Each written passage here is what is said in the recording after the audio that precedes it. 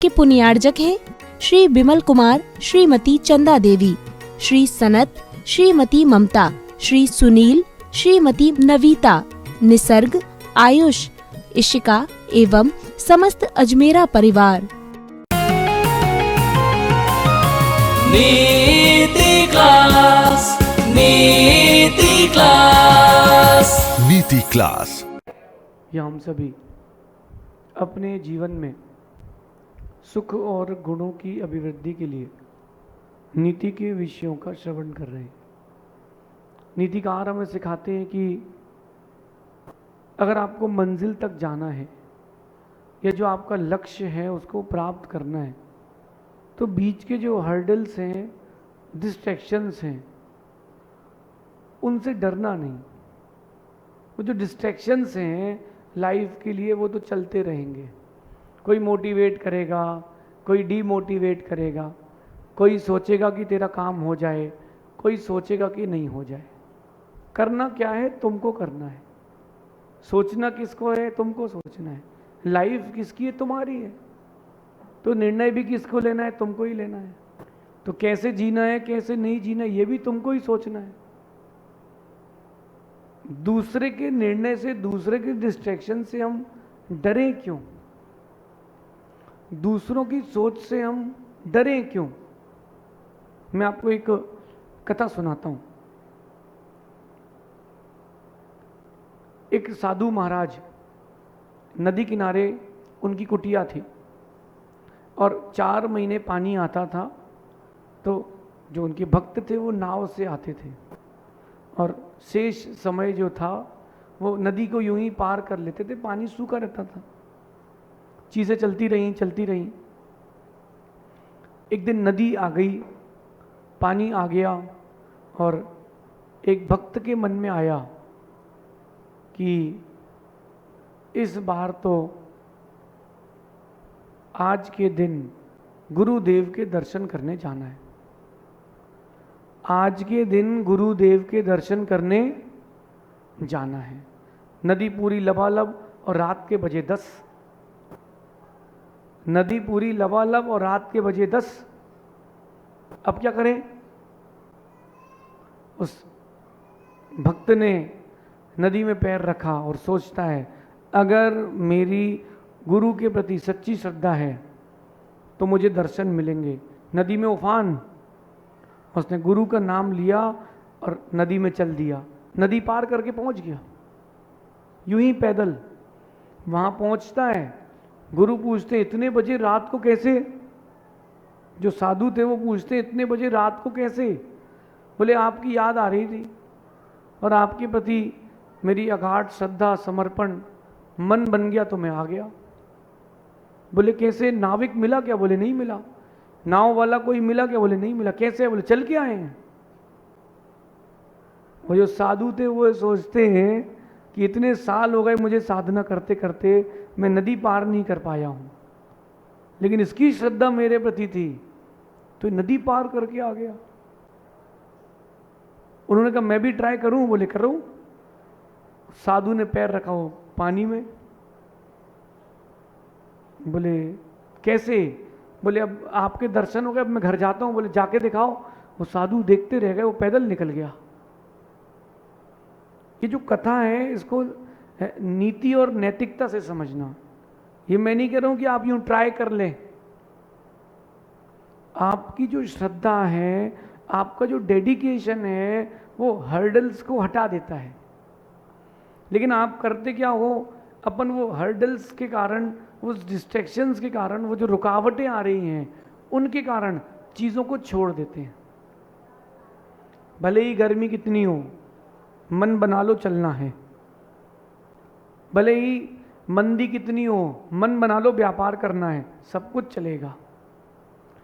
कुछ लोग कहते हैं कि अभी शादियां खत्म हो गई हैं तो अब सीज़न खत्म हो गया। भैया भारत में क्या एक ही जाति के लोग रहते हैं? बहुत सारे प्रकार की जाति विजाति के लोग रहते हैं। सबके यहाँ शादी है, क्यों नहीं बिकेगा? तुमने मन ही बना लिया है कि अब शादियां नहीं हो रही हैं। तुमने व्यापार का मन नहीं बनाया, तुमने मन बना लिया कि अब तो कुछ चलेगा नहीं।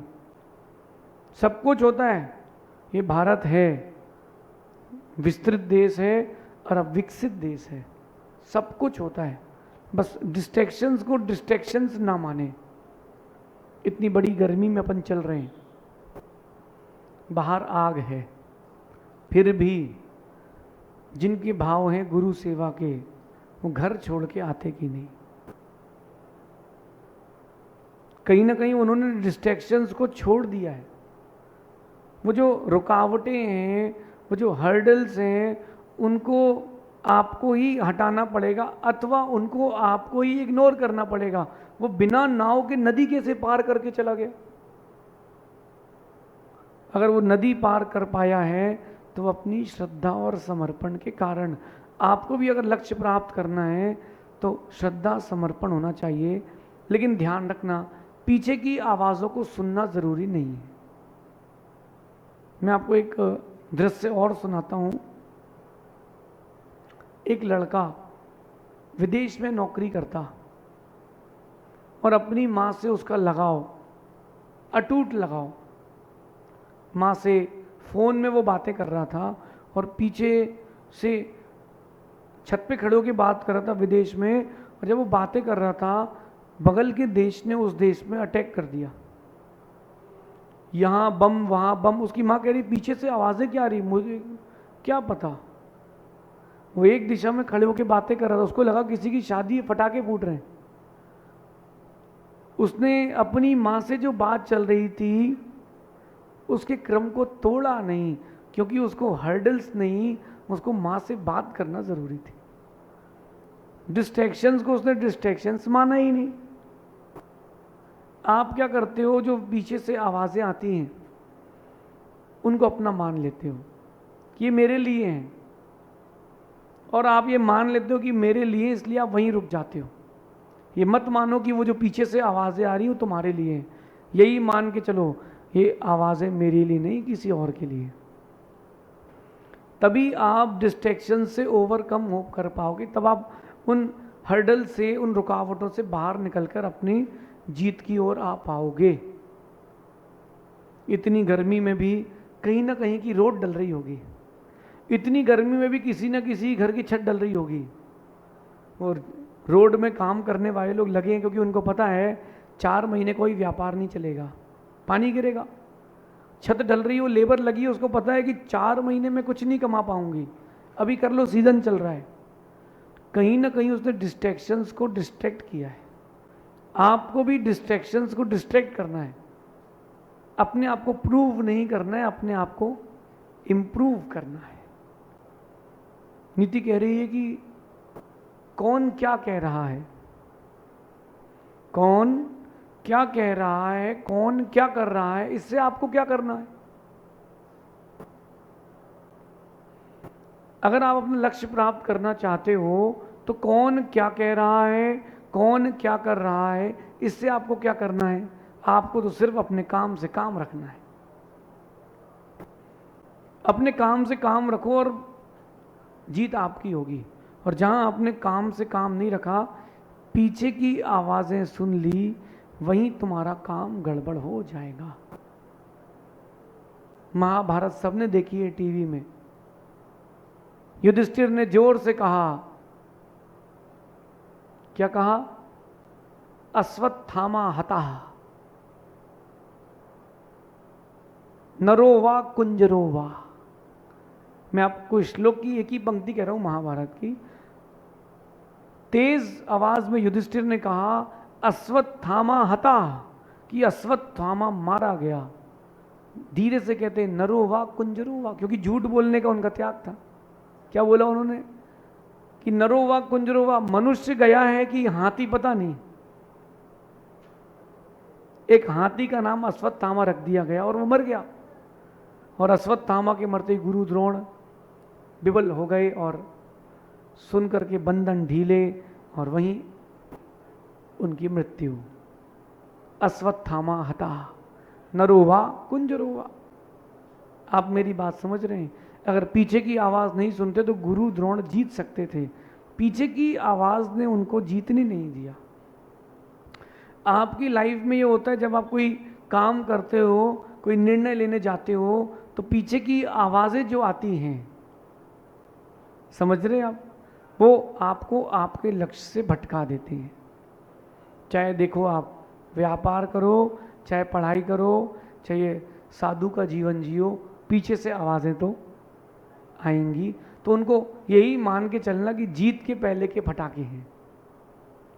अब कहीं बड़ी जीत मिलेगी तो फटाके तो पहले से तैयार किए जाते, एक आध छूट गया है, ऐसा मान करके चलोगे तो तुम्हारा लक्ष्य के प्रति डिस्ट्रैक्शन नहीं जाएगा। आप मेरी बात को समझ रहे हैं? जब भी आप कोई अच्छा काम करेंगे, पीछे से आवाज़ें आएंगी, उनको यही मानना कि जीत के पहले का जश्न है। क्या है? जीत के पहले का जश्न है। 2-4 पटाखे तो फूटते ही हैं। आप देखो इंडिया पाकिस्तान का मैच होगा, वर्ल्ड कप आ रहा है, ये लोग बच्चे लोग बता रहे थे कि वर्ल्ड कप में इंडिया पाकिस्तान का मैच होगा, और नहीं होगा तो फिर वर्ल्ड कप भी नहीं होगा।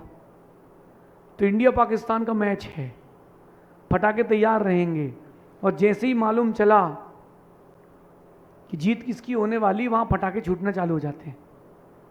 क्यों चालू हो जाते हैं? पहले से ही वो इस बात के प्रतीक है कि जीत के पहले के पटाखे हैं। अगर कोई आप अच्छा काम कर रहे हो, कोई पीठ पीछे कह रहा है, तो कौन क्या कह रहा है, कौन क्या कर रहा है, इससे आपको क्या करना है? आप अपने काम से काम रखें। दुनिया का सबसे कठिन काम अपने काम से काम, अपने काम से काम रखना दुनिया का सबसे कठिन काम है। आप देखो मनुष्य कितना विवेकहीन है। मनुष्य हमेशा यही सोचता है चिड़िया क्यों उड़ती है, चींटी अपने आप से 10 गुना 100 गुना वजन क्यों उठा लेती है, चीता इतना तेज क्यों दौड़ता है, शेर जंगल का राजा क्यों है, ये मनुष्य सोचता है। लेकिन ये लोग नहीं सोचते कि मछली क्यों तैरती है पानी में, चिड़िया क्यों उड़ती है आसमान में। उन लोगों ने तो कभी नहीं सोचा कि मनुष्य क्यों 2 पैरों में चलता है। उन्होंने नहीं सोचा, इसलिए वो अपने में मस्त हैं, और तुमने सोच लिया इसलिए तुम व्यस्त हो, अस्त व्यस्त हो। अगर अपन मनुष्य बने हैं तो हर्डल्स को हर्डल्स ना माने, हर्डल्स को सीढ़ियाँ माने। वो आपको ऊंचाइयों तक पहुंचाने के लिए सहारा है। अगर कोई पीठ पीछे कुछ कह दे तो उसको यही मानना जीत के पहले का जश्न है। आपको जवाब देने की ज़रूरत नहीं है। जहाँ जवाब दिया वहाँ कमज़ोर हो जाओगे, क्योंकि जवाब जब कोई व्यक्ति देता है तो टारगेट करके देता है, और उस समय वो अपना होश खो बैठता है, और वहीं से सारी चीज़ें बिगड़ती हैं। सुखी रहने की सर्वश्रेष्ठ कला है, सुखी रहने की सर्वश्रेष्ठ कला एक ही है, अपने में रहो। मेरा आप सबसे कहना है, सुखी रहने की कला सीखें, अपने में रहना सीखें। दूसरे के लिए हर्डल्स ना बने, और कोई हर्डल्स बने तो उसको हर्डल्स ना माने, अपने में जिए। मैंने कुछ दिन पहले कहा था, लोग इन्फॉर्मेशंस लेने आते हैं आपके पास कि क्या पढ़ रहे हो, क्या कर रहे हो। अरे उससे कहना भैया हमारी लाइफ हम जी लेंगे, कॉल सेंटर थोड़ा ना फ़ोन लगाया आपने कि सब कुछ तुमको बताते रहें। हमारी ज़िंदगी है, हमारी ज़िंदगी में जो अप्स एंड डाउन चल रही है हम जी लेंगे, तुमको क्यों परेशानी है? तुमसे किसी ने पूछा क्या? हमने तुमसे पूछा कि तुम्हारे पिताजी क्या समाधि ले रहे कि नहीं, कि तुम कब समाधि लोगे, अब दिन जाने के हैं, त्याग करो। हमने तो कुछ नहीं कहा, तो तुम क्यों परेशान कर रहे हो? ये चीज़ें समझना आपको पड़ेगी आज से, तब चीज़ें आपके लिए सरल होंगी। सुखी रहने की सर्वश्रेष्ठ कला सीखें, अपने में रहना सीखें। बाहर की चीज़ों को देखोगे तो बाहर रह जाओगे। मैं एक बात आप सबसे कहता हूँ, अगर समझ में आ गई तो ज़िंदगी आपको इससे ज़्यादा आनंद कभी नहीं मिलेगा। अगर बात समझ में आ गई और जीवन में उतार ली तो, क्योंकि जो हर्डल्स आते हैं वो आपको पीछे ले जाते हैं। एक एग्ज़ाम बिगड़ जाए, कोई एक एग्ज़ाम बिगड़ जाए, बाकी के 5 अपने आप बिगड़ते हैं। क्यों? अरे अब तो उसमें नंबर आएंगे नहीं। अरे अगर एक बिगड़ गया, 75 आ रहे हैं उसमें, तो बाकी में 99 लाओ ताकि एवरेज 90 के ऊपर जाए। आप लोग कहते हो अब तो एक तो बिगड़ गया, 5 देके क्या करेंगे? अरे ये भी तो सोचो, आपसे गलती हुई है, सामने वाला भी तो चेक करने में गलती करेगा। एक बच्चे ने मुझसे बोला कि महाराज जी पेपर इस बार अच्छे नहीं गए। मैंने कहा बेटा तू धीरज रख, सब अच्छा होगा। बोले क्या करूं? मैंने कहा तेरे को गुरु मंत्र दिया ना, जाप कर। उसने ठीक है जाप कर दी, इंदौर के बच्चे की बता रहा हूँ।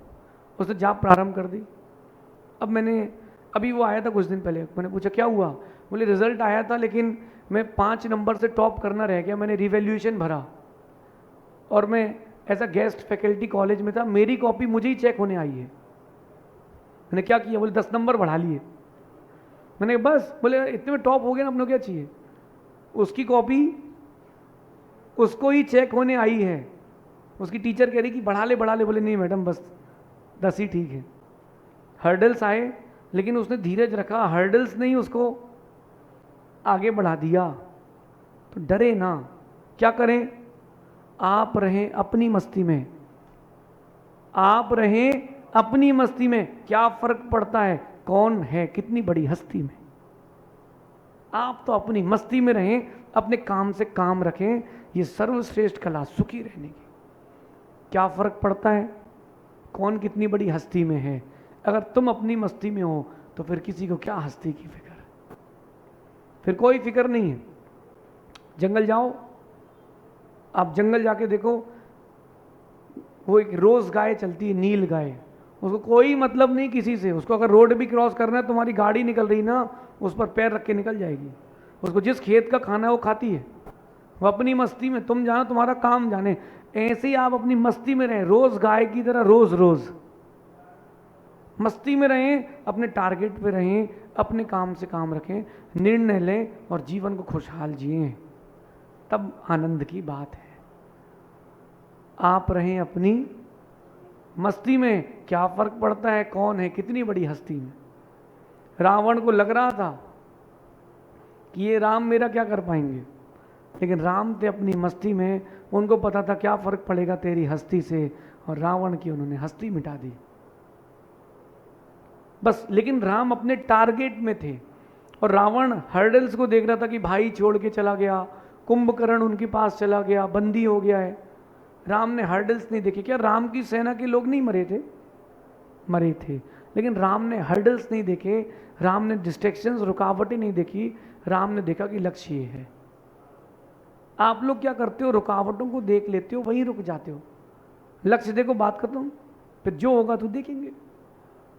ज़्यादा सोचते रहोगे तो चीज़ें हाथ से निकल जाएंगी, और चीज़ें हाथ से निकल गई तो पछतावा रहेगा। समझें, संभलें, सदुख सुखी रहने की सर्वश्रेष्ठ कला अपने में रहना सीखें। कौन पीछे से क्या कह रहा है उससे क्या फ़र्क पड़ता है। मेरे लिए तो हर दिन नई बात आती, तो मैं क्या करूँगा, उन्हीं बातों में लग जाऊँगा तो ज़िंदगी कैसे जीऊँगा। आप बताओ ना, ज़िंदगी कैसे जिएंगे। ऐसा कौन सा क्रिकेटर है जिसके लिए कमेंट्स ना किए जाते हों। ऐसा कौन सा बड़ा व्यापारी है जिसके पीछे उंगली ना उठती हो। लेकिन उनको पता है ये सब चलता रहेगा, ये तो कहानी पीछे की है, आगे की नहीं है। आपको भी यही करना है, अपने में रह कर के अपने काम से काम रखना है। देखना जिंदगी में सफलताएं बहुत ऊंची मिलेंगी। लोग कहते हैं कि ओम इग्नुराय नमा क्या है। मैंने कहा भैया तुम लोड मत लो, यही ओम इग्नुराय नमा है। एक बोले इसको समझ में नहीं आता कि क्या है, तो मैंने कहा दुख इस बात का नहीं है कि या समझ में नहीं आता, कोई बात ऐसी नहीं है। बात यह है कि मेरे पास ये आइडिया क्यों नहीं आया। तो चीज़ें लाइफ में आपके साथ चलेंगी, बैकफायर से मतलब नहीं है, अपन को फ्रंट फुट पे खेलना है। ऐसी ज़िंदगी जिएंगे तो ज़रूर सफल होंगे। शेष आगे देखेंगे। भगवान महावीर।